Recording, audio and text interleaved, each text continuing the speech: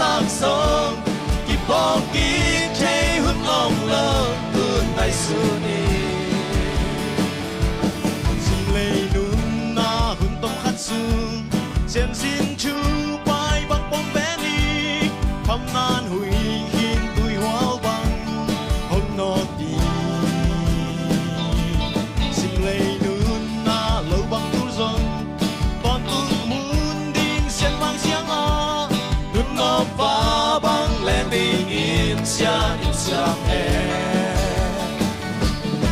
mò lâu lại lấy nún na ao băng hương mang bạc khá lên khăm muôn nai nay nai mò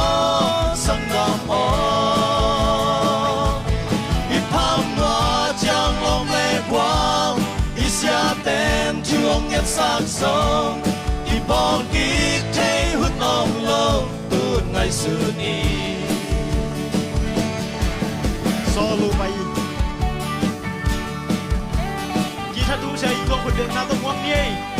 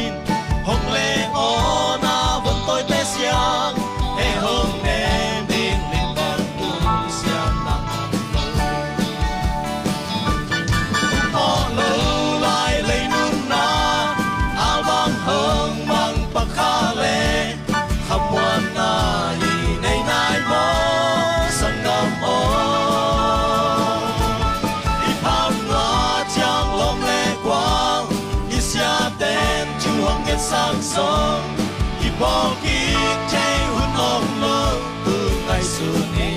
mò lâu lại sao họ đi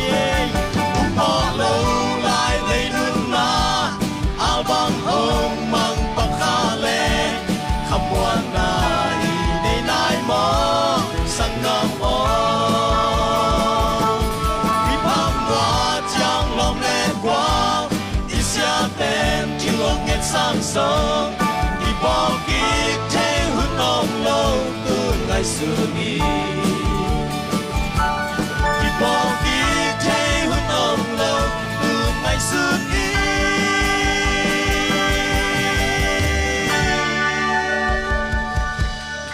công quan chụp phim viếng sạch tả hết